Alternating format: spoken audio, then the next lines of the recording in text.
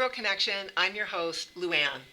Today in the studio I have with me Rosemary Dehart, and then I have Shari Lewis to my left, and she's going to be our co-host. So welcome, Shari. Thank you. Welcome, Rosemary. Thank you. I'm so glad you're here today. And as you know, the Showgirl Legacy Foundation's vision, which the Showgirl Connection aligns themselves to, is to preserve the historic significance of the iconic showgirl as a performing artist. And you're the epitome. You really are, of the iconic showgirl. And so usually I like just to have people start with, how you started, because I know you're also a Royal Academy of Dance teacher. You were in the shows. You've done so many things, but let's kind of maybe talk about how you got there. Well, I'll start with the fact that I decided I should do something with my life when I'd finished my teacher training when I was 18. And you were in? And I was in my little hometown in Wellingborough, Northamptonshire, England. Nice. And my mother said, well, what are you going to do? So I said, well, there's a stage magazine that comes out that tells you where auditions are and all kinds of information. I had really had no idea from my small town what to do. Then I saw an address for Miss Bluebell, and it's like, don't delay, write today, see the world the showgirl way, or the Bluebell way. Oh, I love that. And so I wrote a letter to Paris. Okay. I know the address was on Rue Marbeuf. So 48 hours later, I got a telephone call from her agent, Peter Baker, in London. And he said, when can you come up to London for an audition? I was like, this was only 2 days ago I sent the letter. I couldn't believe it had even arrived. So I said, well, I'm taking my advanced ballet exam next week, so I'll be in London. And the advanced ballet exam in RAD? RAD and ISTD. So I know Royal Academy of Dance. And Imperial Society of Teachers of Dancing, both worldwide recognized organizations. So he said, well, when's your examination? So I probably said, 10 a.m. Where is it? I told him the address. He said, I'll call you back in a few minutes. So he called Paris, arranged with Miss Bluebell, called me back and said, Max Rivers studio at 2 p.m. the same day. I'm with my mother, okay? Because you don't go up to London in those days by yourself. We're a very small town. So I arrived, and I thought there'd be a lot of people there, but there was just Miss Bluebell sitting at a table.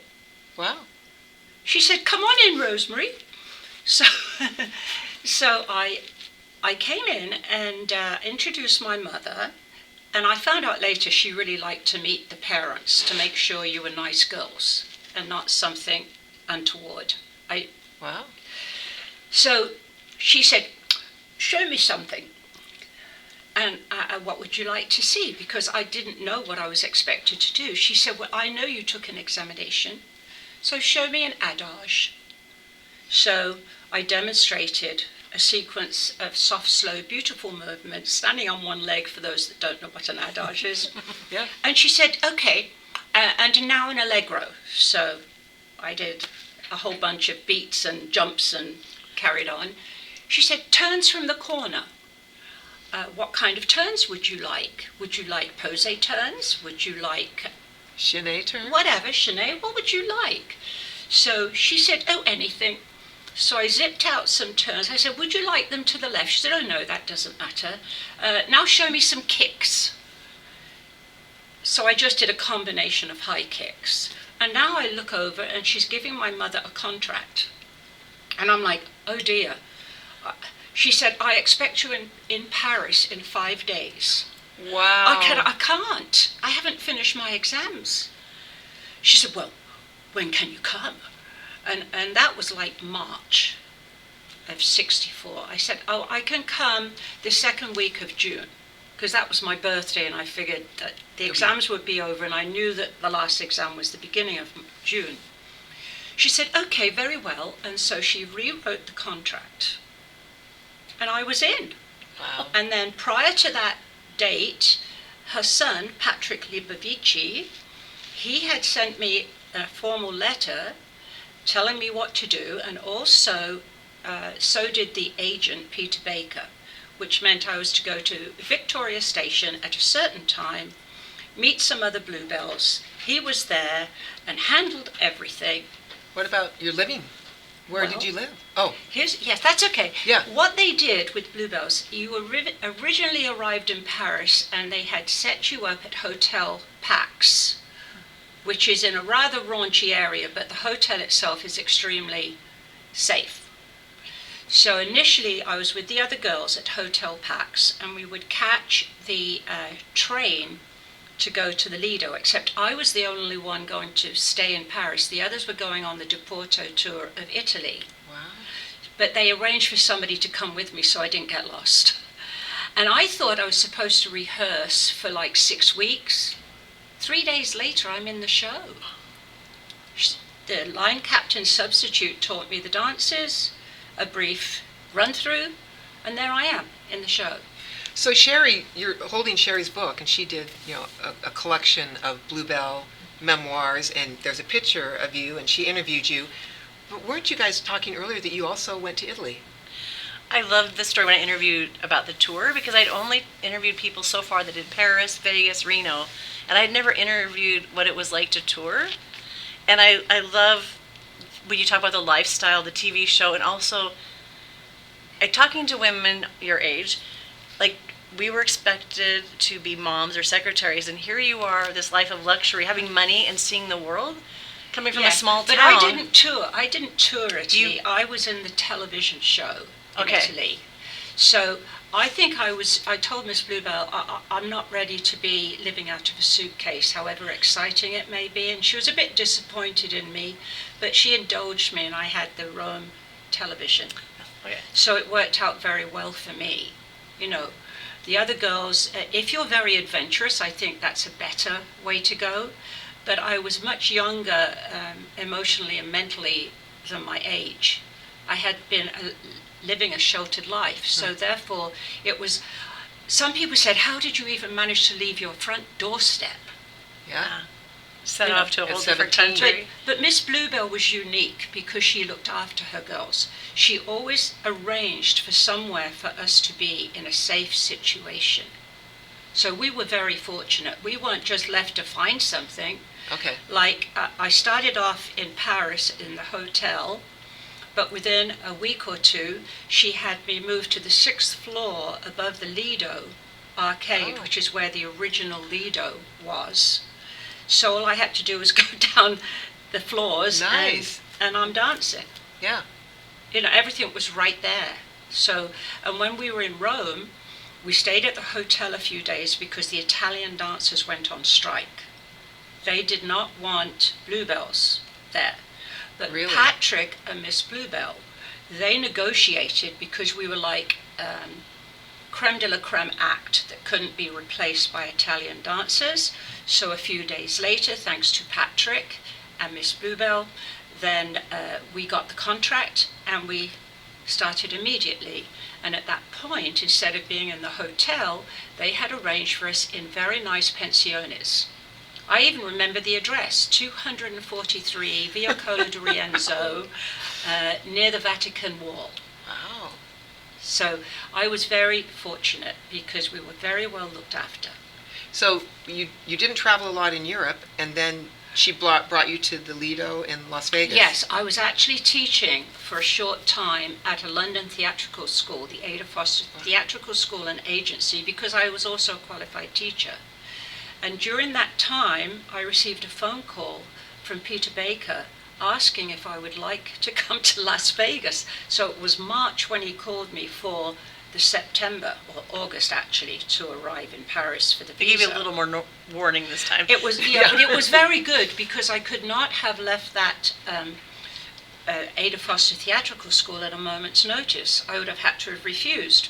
But I didn't have to because I had enough time to finish the last term of that fiscal year, and then I had time off, and then I Came to Vegas. came to Paris first. Okay. In other words, you go to Paris, Yes. and then you get your visa from Paris. Of course, I did a few doozes along the way.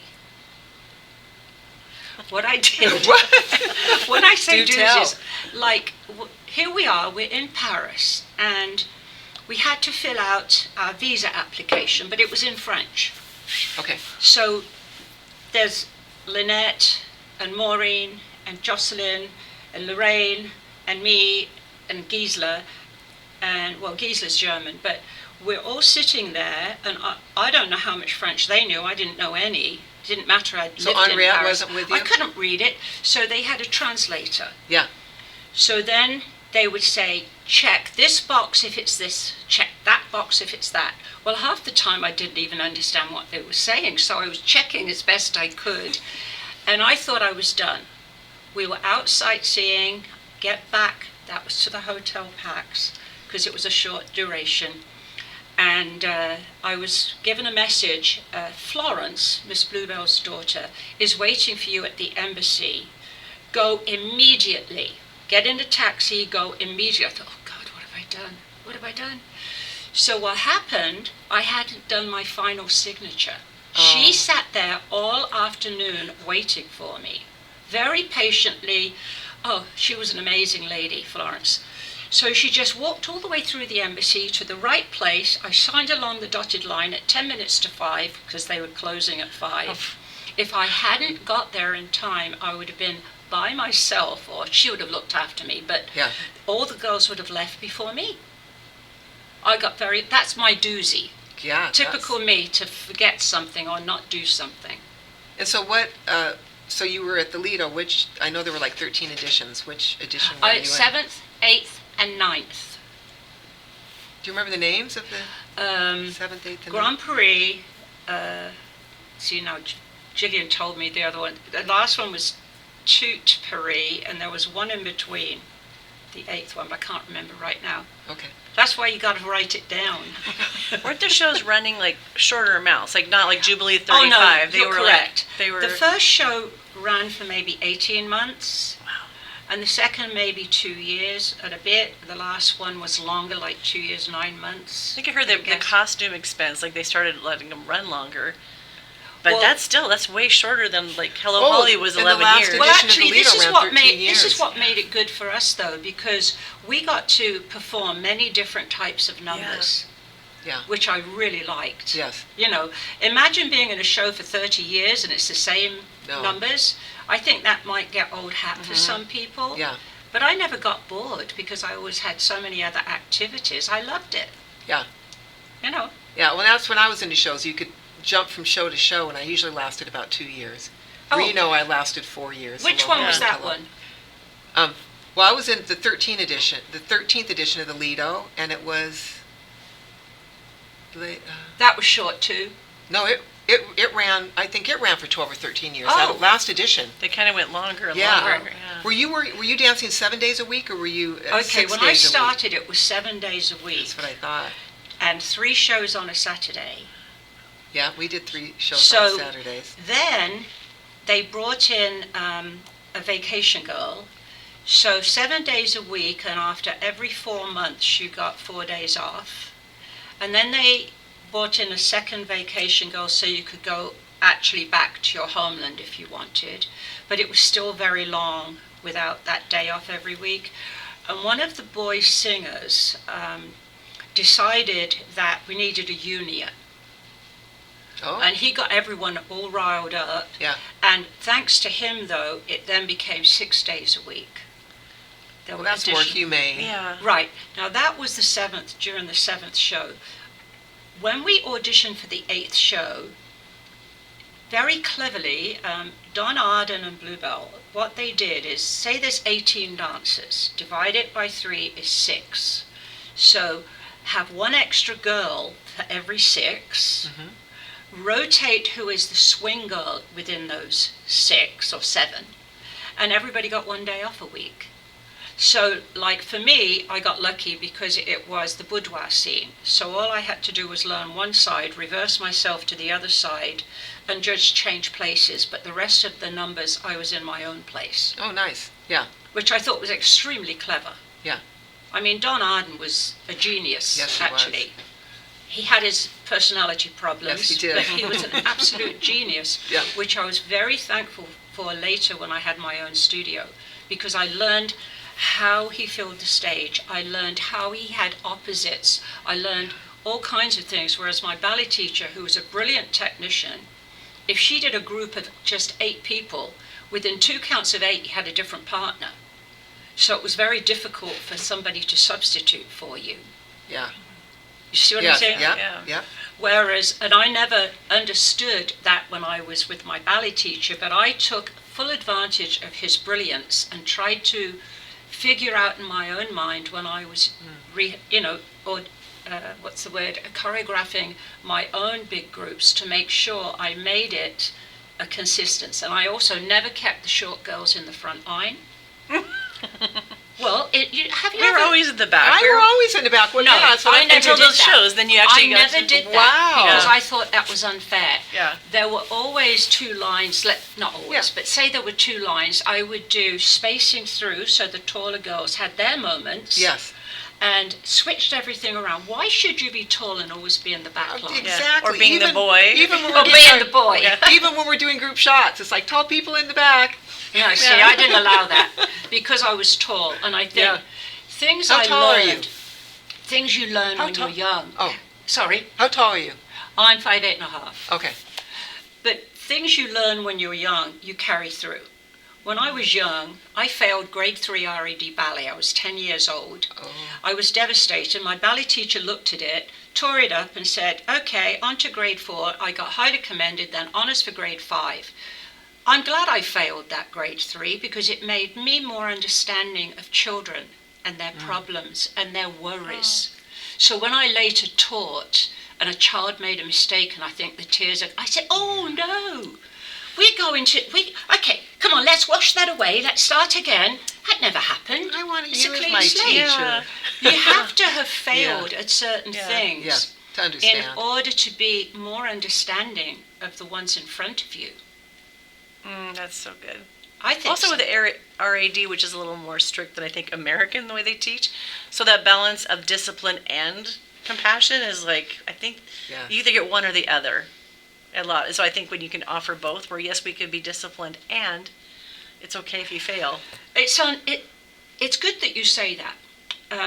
When I did the RED, yes, it's extremely disciplined. I also did, in those days, competitions, which I was very fortunate with all these damn trophies and medals and everything. But I looked at a girl that was my duet partner. We did Jack and Jill, and I was Jack.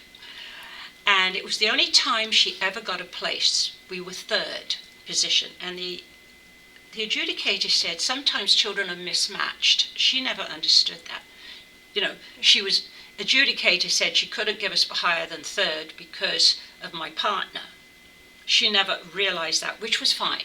Yeah. Years and years later, recently, 7 years ago, after all these years, I said, how did you feel? She said, oh, I just got used to it.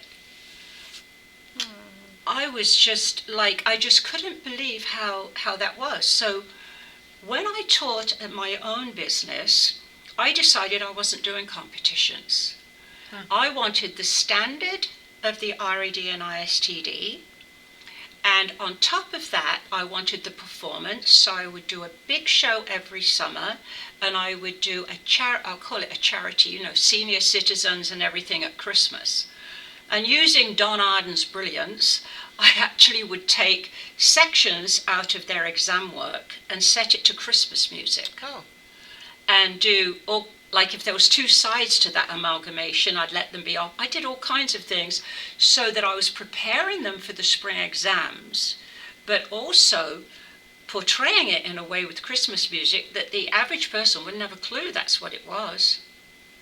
Right? Yeah. And then and you were already familiar with it, and you didn't have to learn. You a couldn't lot. suddenly Yeah. have children from August or September through December just work towards the December and then in 2 months take an RAD exam. That wouldn't work, Yeah. right? Yeah. Hey, we need to take a quick break, but then when we come back, I want to talk a little bit more about dancing in the shows and some of the interesting characters that you met. My later efforts. You were the time of celebrity, which we're kind of on the tail end of that part. Yeah. You were in the in the middle of it. Celebrity and mafia. Yeah. Oh, yes. Vegas was very different in those days. It was totally different. Yeah. So we're going to take a quick break and then we'll be back, so don't go away. The Showgirl Legacy Foundation is a 501c3 nonprofit dedicated to preserving the historic significance of the iconic showgirl as a performing artist. We achieve this through curriculum-based educational programs in partnership with the Las Vegas Academy of the Arts. The program includes a panel of entertainers and showgirls modeling authentic costumes for the visual arts students to paint.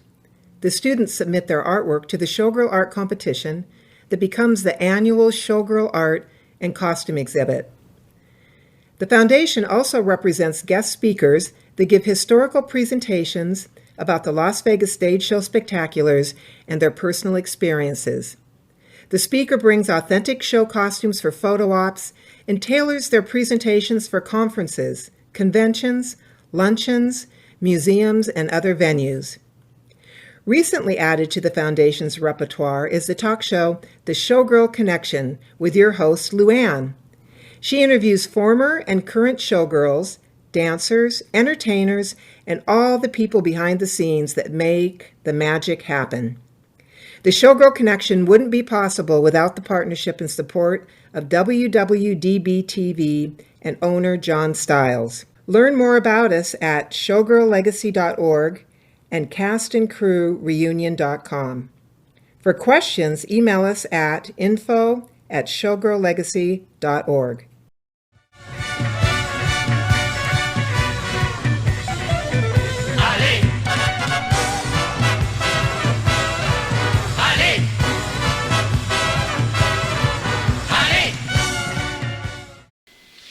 So welcome back. I have Shari with me and Rosemary. And Rosemary's been talking about, growing up and her training. And but you're one of the classic iconic showgirls that were in Alito, that, like Shari said, the celebrities were there, the stage door Johnnies, and the mafia. Well, I wanted to start off before I forget. Okay. There were three ladies that made me what I am. My mother was born before her time, and she wanted her children to have every opportunity in life that she never had, because in those days, only boys went to university. Even if you were clever, you didn't get the chance. She took herself to night school, was very good at bookkeeping, shorthand typing, ended up running an office later. Wow. But she gave her children. So my older brother was at Oxford University, my other brother was at Hull University, and I was the dancer, I guess. Yeah. Which I actually got a scholarship after my GCE O-level exams to go for 2 years to my ballet teacher for my dance teaching exams. So she was instrumental. However, if my ballet teacher, Barbara Coles, hadn't been an excellent technician, I would have got nowhere, because if you have bad training, you're not going to get anywhere. Right. The third situation was Miss Bluebell. She made me then what I am today. It was through all of her dealings and giving me contracts that I was able to travel.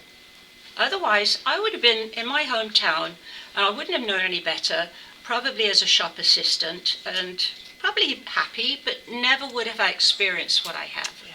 And it's Yes. thanks to them. Yeah. So then you asked me about the mafia. Yeah, because you were in the 6th, 7th, and 8th edition. So 7, 8, 9. 7, 8, 9. Wasn't that in the 60s and It early was from 70s? 66 through 72. Okay. And then they wanted new faces. That was the thing. So a lot of us were not continuing for the next show, which actually was a blessing in disguise, because then I had to say, okay, what do I want to do with my life now? So I did do a lounge show at the Landmark, and I thought, I don't want to dance anymore. I Okay. just didn't want to dance How old were anymore. you? I was 27 or 28. So you I were just young. didn't want to dance anymore. That was what I had in my head. Yeah. But what was I going to do? So you've got about 10 good years, right? Because you started 18. 18. Yeah. Yeah, okay. But I didn't know what really I was going to do. And then I was out shopping, and a young man who was an acrobat at the Dunes show, for some reason he called my name, and he was learning to deal baccarat. I guess they were retiring from the Dunes. So I said, "Oh, what's all this about?" He said, "Well, baccarat's for men." I go, "Okay," because ladies were only then being allowed to deal. 21. There had been a rule Yeah. that until somewhere around 1971, only men could deal, and it was changed. So I said, "Oh, I love playing card games."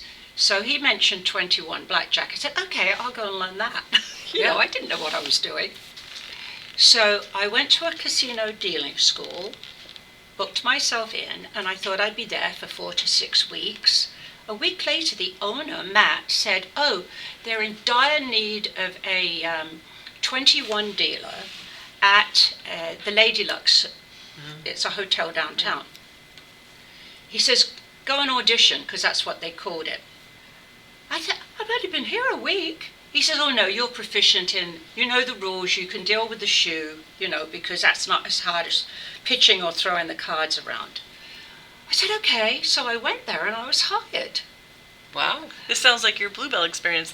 We need you now. Let's go. So then, But I need to but finish it was school. I got things to do. The shift was horrendous. I had 2 days, 2 swing, 1 grave in the space of 1 week. Oh, man, that's brutal. It was okay if I'd done days and swing, but Yeah. to turn around and do graveyard, I was dead meat then for 2 days. Yeah. Well, I did that for 3 weeks, and on the end of the 3rd week, there was one other lady dealer there. She said, "Oh, we've got $17 in tips instead of about $5 for the previous day." She said, "Let's go to the El Cortez and play," because I'd never played, you know. So we go over to the El Cortez, and we're just putting $1 or $2 down at a time, having our drinks. And I saw a man staring at me. And he's pointing at me and talking to this little man in a suit. And the little man in a suit comes over and says, "My name's Joe Castle. And if you can deal half as good as you look, come back at 1:45 in the morning and I will audition you." And then this other man comes behind him, towers over him, says, "Well, if you don't want to do that, I'll take you on days." Well, then they walked away, and now I really don't know what to do. They'd ignored the other poor girl that said, "I deal." So the dealer that I knew that had pointed me out had been at the dealing school, which he recognized me. So he comes over to me and says, "I know you don't know what to do," because he could hear. He said, "Come back on graveyard because Joe's wife is in the change booth and he can't mess around with you. You're safe. Interesting. You're safe." Who was the other tall guy? Do you remember? Yes, it was Julius. He was a Jewish gentleman on day shift. Okay. But the way he leered at me, I Yeah. didn't like that. Yeah. So I went back and Joe hired me. See, that's great. You had someone to help guide you. Oh, I was so fortunate. Yeah. There's been times that fortune was not, it was amazing. He helped me, but then it gets better.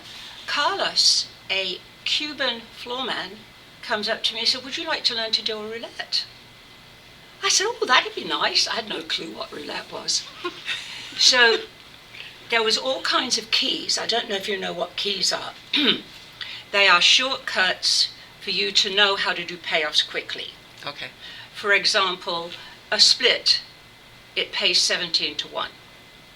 So if you're going to have 6 split, you got to know 6 times 17. Well, I knew my 16 times table from when I was 10. So if 5 16s, are 80, then you just add 5 more to make it 5 times 17, which is 85. And if stacks are 20 high, that's 4 stacks plus 5 on the top. He showed me all these different keys. Wow. So if a split and a corner is 17 and 8, that's 25. So if you've got 4 of them, that's 100. There's all kinds of... And then he taught me how to push these checks, like I could get a stack of 10, like a triangle, and push it with one hand across the layout. He taught me how to do that, this Carlos. Yeah. He was brilliant. Yeah. Now, moving on. Yeah, I moving go- on, because didn't you ran into Rosenthal? So That's my next step. so you worked at the Stardust. That was the I next. went to the Stardust. Now, Rosenthal says, Rosemary, what are you doing now? And I said, oh, I'm dealing downtown. Well, when you're ready, let me know. I'll arrange things. I said, I'm ready. I didn't know if I was ready, but it was an opportunity. So he scribbles on a napkin. He says, that's my office number. Call in the morning. All arrangements will be made. So I called. The lady said, oh, yes, 2 o'clock is your audition. Wear a black skirt or slacks and a white shirt. So I auditioned and I was hired. And then it was lovely because I was making so much more money than I'd ever made downtown. Yeah. And the El Cortez was a big increase from $5 to $17, but we were then making a lot of times $100 a day just in tips. Nice. And that was way back then. Yeah. Yeah, and you didn't have to split your tips back then. Yes, we did. Oh, you still did? But it was split from the crap pit went table for table. The what was it? The poker dealers had their own table, and we split between 21 roulette, big six, and chuck-a-luck. So it was good because Yeah. you didn't get a lot of tips on roulette. Oh. Well, see, they would do things. We had a man that would come up. He'd wear these funny glasses with Showgirl legs on instead of this, and he put a $25 bet on one number. $1,000 he spent, and I couldn't hit it once for $875 payoff. He wouldn't give me the $25. I had to try to hit the number, which of course you can't do. Yeah. You know.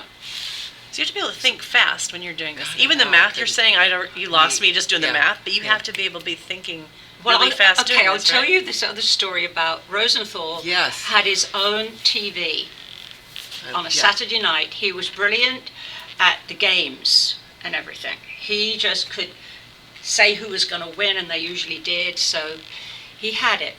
So Judith Kreitzberg was a beautiful bluebell dealer that came in, sorry, not dealer, bluebell dancer, came in during the 9th show, and she was his hostess. She came up to me when I was dealing and said, Mr. Rosenthal would like you to appear on his show.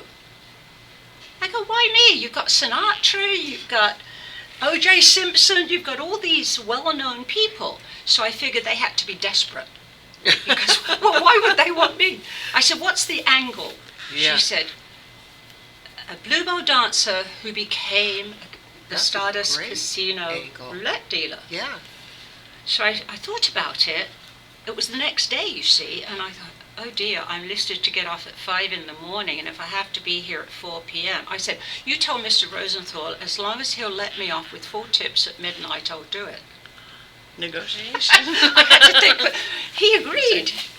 So at 4 o'clock, I'm at the sports book, and then the security guard is waiting. We go behind some dummy slot machines. They were oversized. It was really weird. And he presses a button in the wall, and this panel opens. Wow. I thought that below the casino floor, I thought it was cement. Yeah. It wasn't. I go down this steps, and there's all of this scaffolding, like it's holding the walls up. And I see Wow. this open door where it was the count. We'll talk about that's another story. We go along, and we come to a clearing.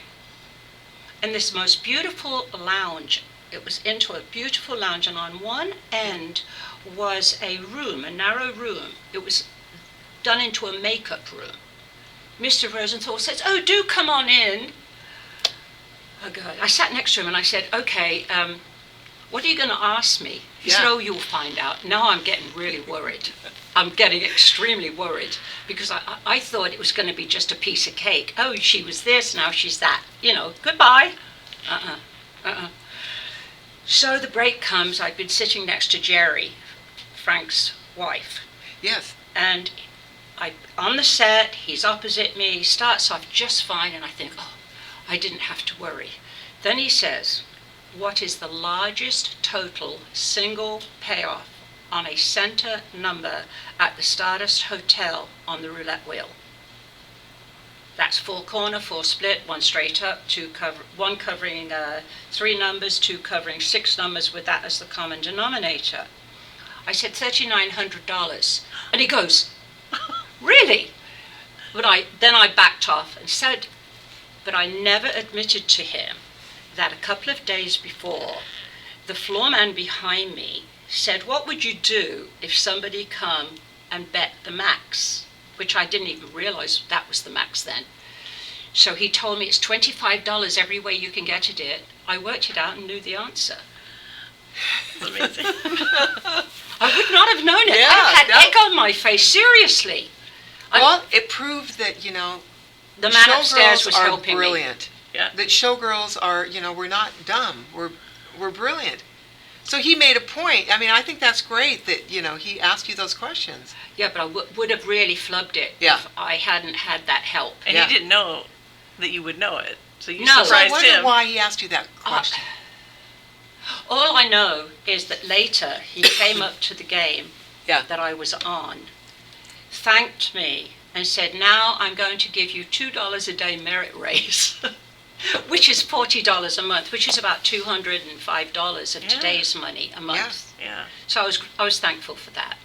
But there was another story about the skimming that you talked about that you might be interested to know. Absolutely. Tell us about skimming. Who I'm wouldn't be waiting to go interested about on. skimming I'm waiting if to there's go on my stardust? game, and I see a floor man looking at his watch, looking at the phone. Look at the race book was close by, and he'd look over there. Then he'd look at this. Then he'd make a phone call. Then a phone call came in, and then he made a phone call. Well, apparently, what happened? They set the race book clock back 1 minute. He got a phone call that the horse race had already won. Yeah. Okay? Then he placed a big bet At the last minute. on the race, obviously the last minute. Yeah. Well, Literally. Rosenthal cottoned on, and then he had to fork over some of the winnings. And he's still alive today and a very good friend of mine, just so you know. But he has to be anonymous. So this is the days before they had the cameras watching the tables, right? No, Was those that are called happening the then? eye in the sky. Yeah. Was that then? Yes, Okay. but how are they to know that what he was doing? Right. Yeah, But they could tell. Did you ever see where people were cheating and got caught? Besides that one. Well, they couldn't tell that he was cheating, that he made a bet after it had won. Right. But yes, they know other things, which Other brings things. me to a bluebell. One of my former students who became a bluebell in Jubilee later. She at that time couldn't dance. She was in the casino cage. She was working in the cage. This was before she started to take class from me that I met her. Well, then I was teaching as well as dealing, and she became my student, and so did her children. She arrived one day heartbroken and said she'd been fired. I go, why? How could you get fired? So she told me $10,000 was missing from the cage. Oh. And it was to do with it was like I'll back up. $10,000 is missing. So I said, so what's your part? The story was, in those days, a high roller could go by like a craps game and say, I want to place a bet on a certain number. The eye in the sky doesn't see the bet, so it has to be somebody that they know is going to be good for it, right? So that's the guy's placing a bet, but they didn't know in the cage. He didn't have any money, so then he takes $10,000 out so that he can pay off the losing bet and continue playing. Well, she has the money in her hand. Now, what's supposed to happen next is her boss is supposed to give a slip of paper to the pit boss who wanted to take the money, so the player and the pit boss sign it so it's kosher, that they took $10,000. Well, the pit boss grabbed the money out of my friend's hand, out of Barbara's hands, and took it and continued. But none of the paperwork was done properly. So then the cage was $10,000 short. So she's telling me the story. I said, you're going right back. You're going to take a lie detector test. Yeah. You are not going to have this over you because you'll not get another job. Yeah. And you're not finished yet with your training. So this is what you're going to do. So she went back, took the test, passed the test, then they found some other flimsy excuse 3 weeks later to fire her. Oh, but they still fired her.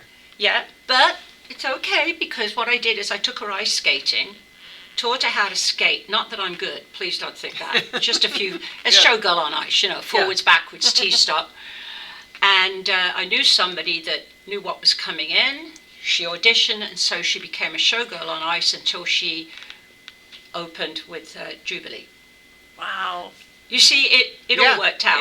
Yeah. And then she never got fired for the $10,000. No, she did not. She could have gone and worked. I said, hey, let's make you some serious money now, because they weren't making very much in she was struggling.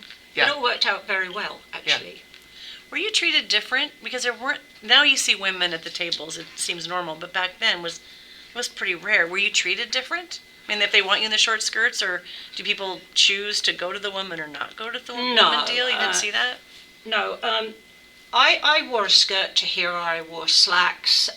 Everything was pretty good. Okay. Did you have to wear high heels? No, you could wear any shoes that were the black or brown or whatever they told me to wear.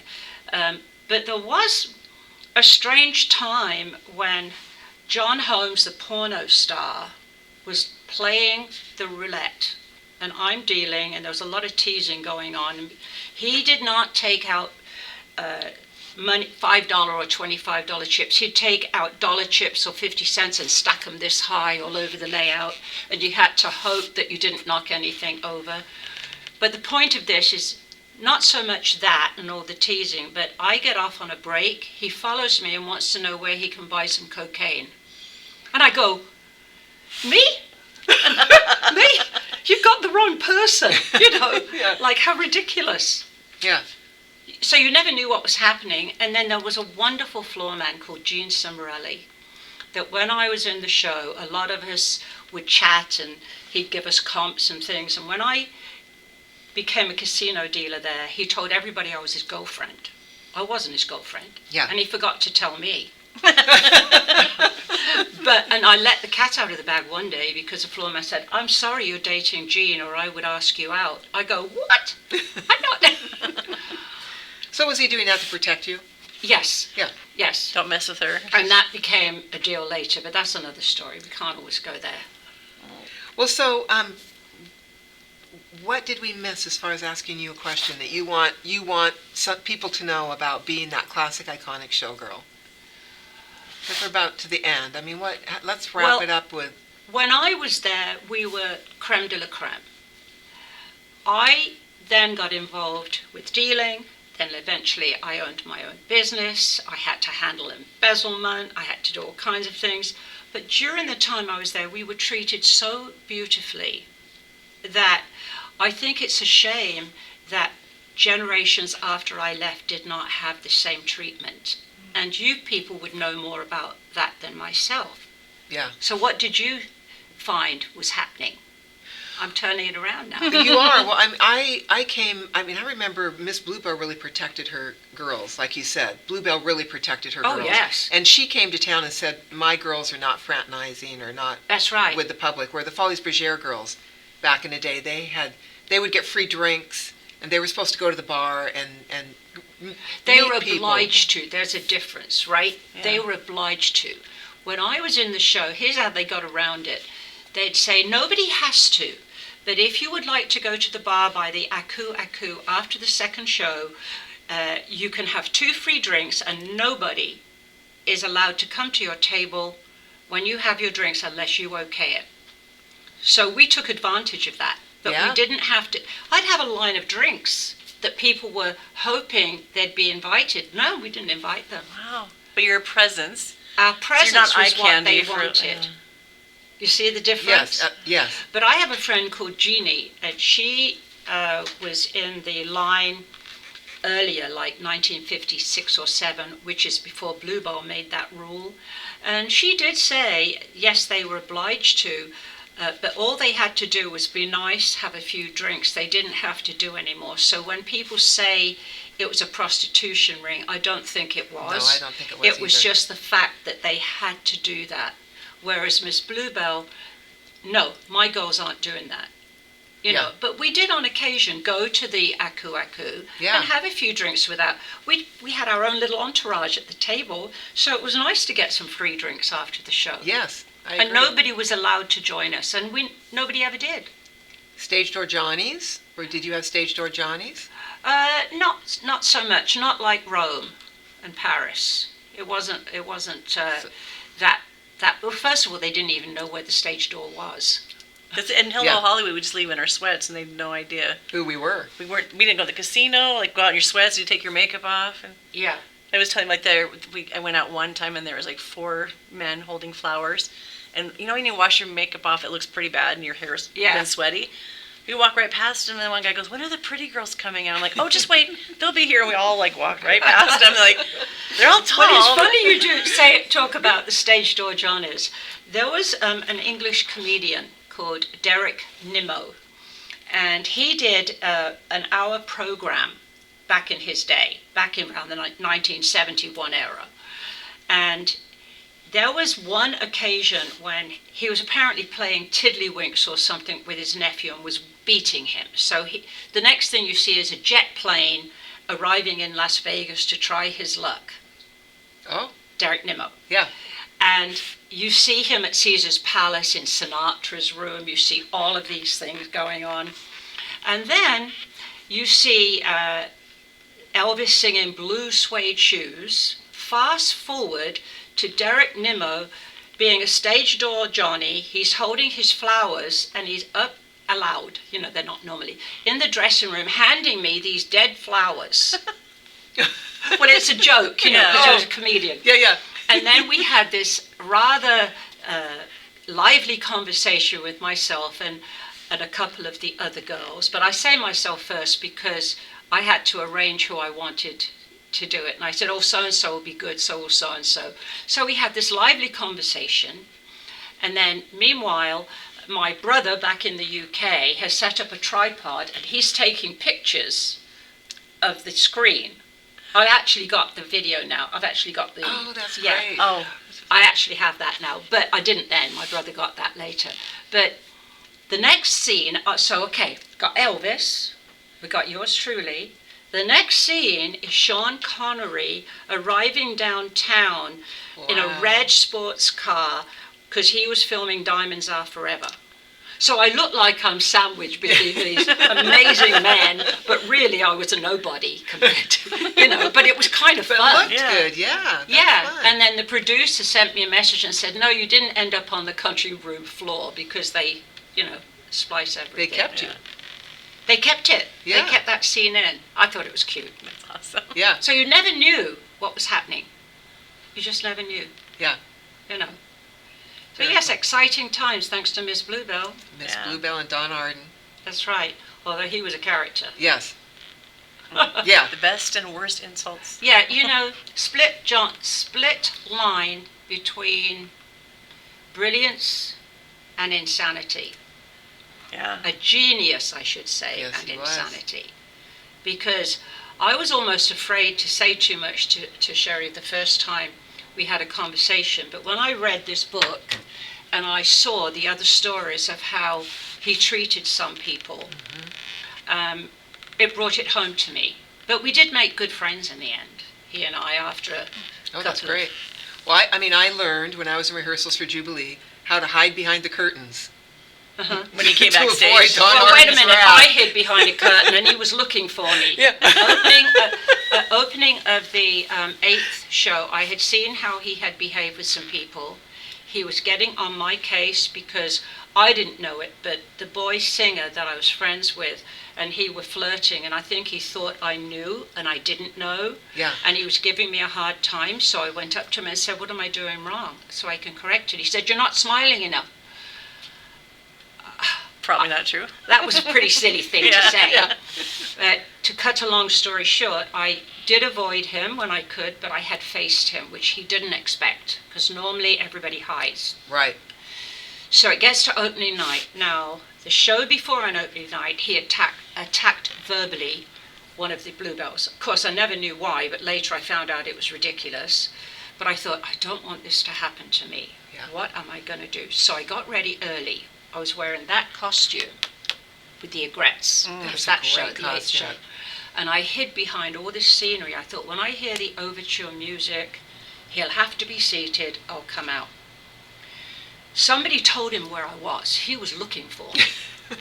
So I stood up, as tall as I could, and I looked down at him with my high heels and my aigrettes and everything.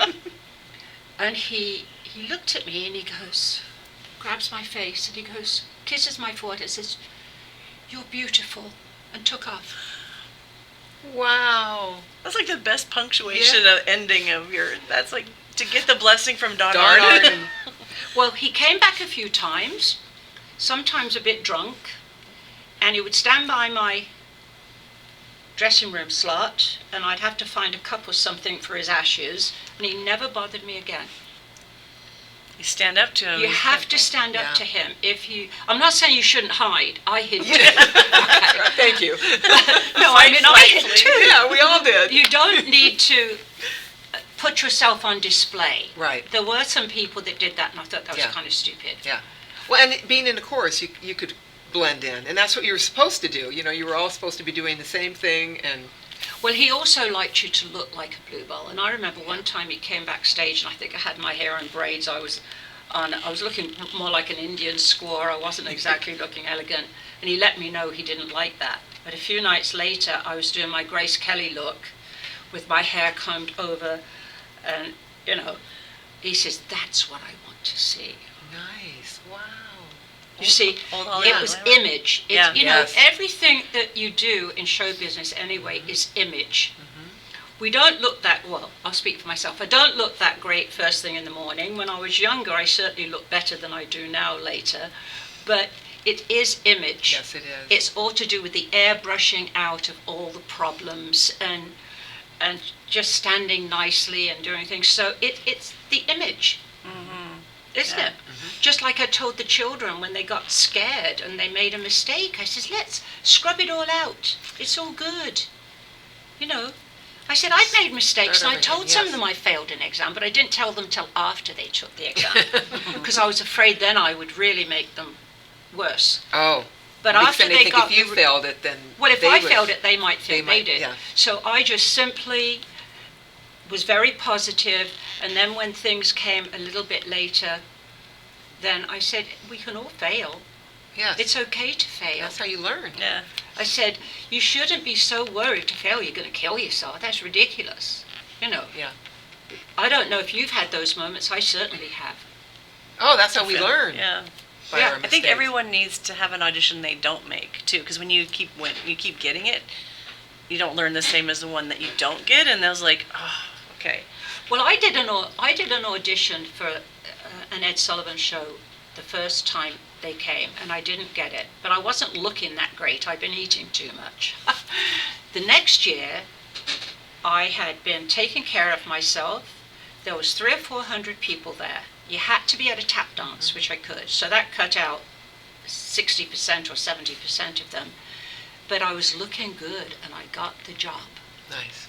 And I was so appreciative because I realized And it was you all were- about the image. But it's also about the dance technique. Yes, So, I mean, that's course. really important too.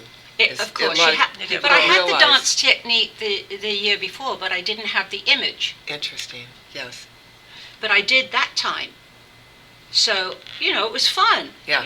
Dancing on Caesar's Palace stage. Then Lynette and she was also picked. We were driving back to the Stardust to continue with the Lido show. I think we just missed the prologue. We promised we'd get back as soon as we could. And it was lovely. It was quite an experience. But you got to fail to appreciate the better times, I think. I agree. Just like boyfriends. Got to fail a whole bunch of them before you can... I know what I don't like. Well, you know what? You appreciate it when you And do you've been married find- for 44 years. 44 years. So you But there were found years when, I kissed a lot of frogs Yeah, me that too. did not become princes. Right. I was very fortunate. I've got a wonderful husband. Well, thank you for sharing your story. Yeah. What a great story. Yeah. But I think we're coming to the end now. I just have the image of Don Arden bringing your face down and kissing you. Like Yes, that's that's like a I feel like great that's image. It was epic, actually. yeah, that is. Because but I thought, if he's going to say something nasty to me, I am going to grow taller. I'm going to be 6 foot tall, not 5'8" and a I half. love that. because to me, I was not going to allow him to do what he did to them. I couldn't stop him doing it, but I Right. could at least have a different... I probably wouldn't have done the show if he'd have done that. Yeah. I probably wouldn't. I would have probably packed my bags and gone back to England. Who knows? Wow. Then I wouldn't have met my husband, would I? That's right. And you wouldn't have been here on the Showgirl Connection. That is true. With all of our wonderful friendships and all of Yeah. our Showgirl connections. That's true. Thank you so much for coming on. Well, thank you for having me. We're going to have to wrap it up. Thank But- you. And thank you, Shari, for co-hosting. That was fun. Yeah. 'Cause I've interviewed for my podcast, but we never get to everything. So I'm sure we could do 20 and you'd have more. Yeah, we that could was even it. get to my embezzlement on that, of my Oh my business. gosh. Part two. Part two. So we'll have Shari and Rosemary back again one day soon, and thank you so much for tuning in. We'll see you on the next Showgirl Connection. Oh, unless we want to put hats on. You really want me to put a hat on? Oh my gosh. Well, I got a big head. These are small hats. We got to do our hats and just a little... Now we don't have the wig caps with the fishnet thing on top. Yeah, no, I know, and our bangs might be hanging Okay, out, we which need they to weren't stand up. supposed to. Oh, we can't stand Yes, up. John will, too he'll make tall. it happen. Oh my goodness. We need to, okay, here we go. We're Watching gonna stand showgirls up. be so unglamorous. Can I scoot over with you? Yes, come on over, and then we'll do like a group shot. Oh, like we went out of the frame. We're too tall. We have to bend. Okay, no, stand up, stand up. John will come on, there we go. So we'll Oh, see you on yeah. the next Woo, Showgirl wait a minute. Connection.